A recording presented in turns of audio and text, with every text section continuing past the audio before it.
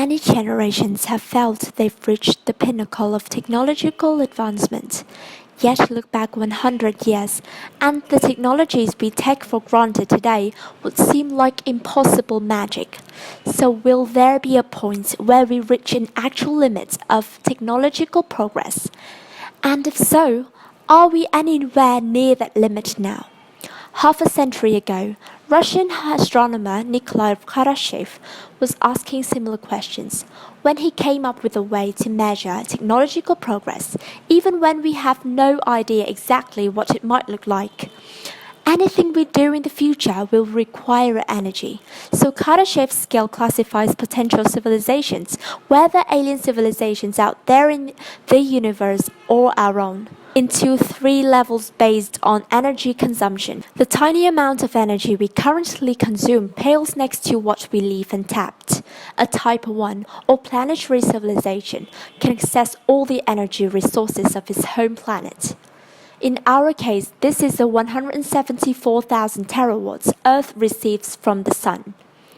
We currently only harness about 15 terawatts of it, mostly by burning solar energy stored in fossil fuels. To approach becoming a Type 1 civilization, we would need to capture solar energy more directly and sufficiently by covering the planet with solar panels.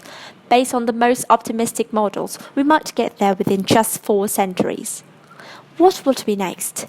Well, the Earth only gets a sliver of the Sun's energy, while the rest of its 400 gigawatts is wasted in dead space. But a Type 2 or stellar civilization would make the most of its home star's energy. Instead of installing solar panels around a planet, a Type 2 civilization would install them directly orbiting its star, forming a theoretical structure called a Dyson sphere. And the third step, a Type 3 civilization would harness all the energy of its home galaxy. But we can also think of progress in the opposite way. How small can we go? To that end, British cosmologist John Barrow classified civilizations by the size of objects they control. That ranges from mechanical structures at our own scale, to the building blocks of our own biology, down to the unlocking atoms themselves. We've currently touched the atomic level, though our control remains limited, but we potentially could go much smaller in the future. To get a sense of the extent to which that's true, the observable universe is 26 orders of magnitude larger than a human body. That means if you zoomed out by a factor of 26 times, you'd be at the scale of the universe. But to reach the minimum length scale known as the Planck length, you would need to zoom in 35 times. As physicist Richard Feynman once said, there's plenty of room at the bottom. Instead of one or the other, it's likely that our civilization will continue to develop along both Kardashev and Barrow's scales.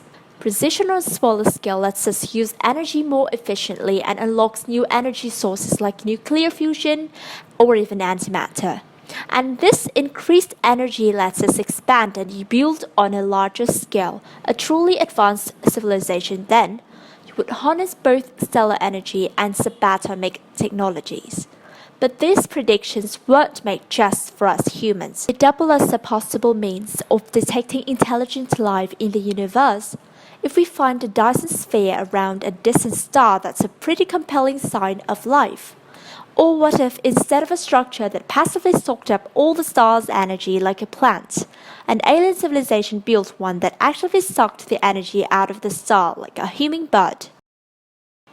Frighteningly enough, we've observed super-dense celestial bodies, about the size of a planet, that drain energy out of a much bigger star. It would be much too premature to conclude that this is evidence of life in the universe. There are also explanations for these observations that don't involve alien life forms, but that does stop us from asking, what if?